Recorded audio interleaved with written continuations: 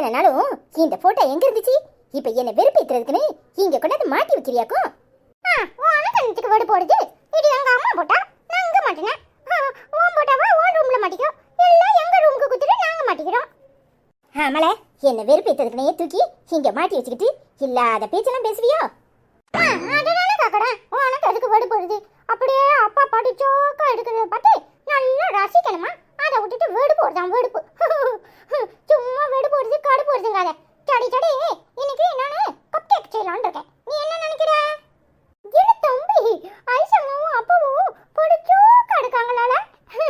சூப்பரா இருக்குல்ல தம்பி. எங்க இருந்து எடுத்துட்டு வந்த அந்த போட்டாவா? அண்ணே சூப்பரா இருக்குல்லண்ணே.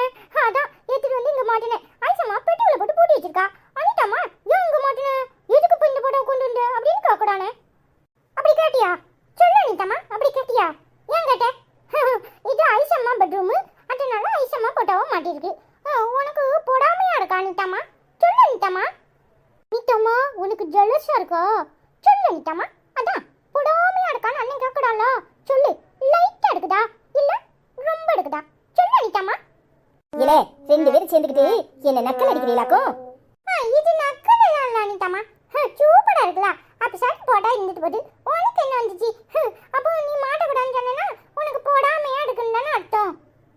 இப்ப சொல்றேன்ல, இதோட பெரிய போட்டாவா உயரமான சைஸ்ல என் ரூம்ல இப்ப மாட்டேன். நீங்க ரெண்டு பேரும் வந்து பாப்பியடே. அதை செய்யி, நான் வந்து பார்த்துட்டு நல்லா இருக்கான்னு சொல்றேன். சரியா? போப்போ அனிதாமா, இப்ப போ.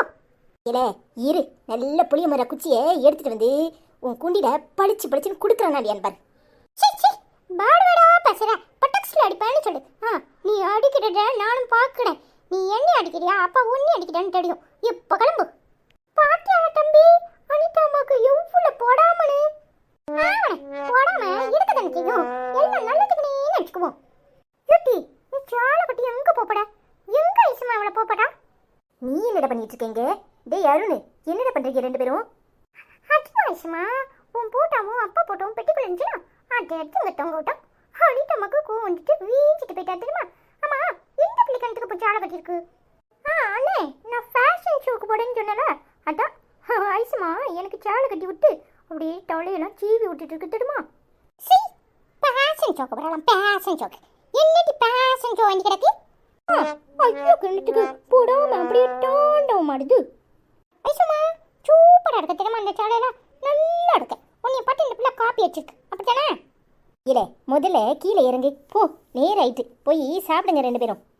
அதெல்லாம் எங்களுக்கு தெரியும். போடாம என்ன பண்ணுவா? பெரிய போட்டாவை வைக்கிறாளாம, என்னன்னு போய் பார்க்கணும். சரியா? உனக்கு அவட்ட வம்பளக்கலன்னா தூக்க வராது, அவளுக்கும் ஒன்ன வம்பளக்கலன்னா தூக்க வராது.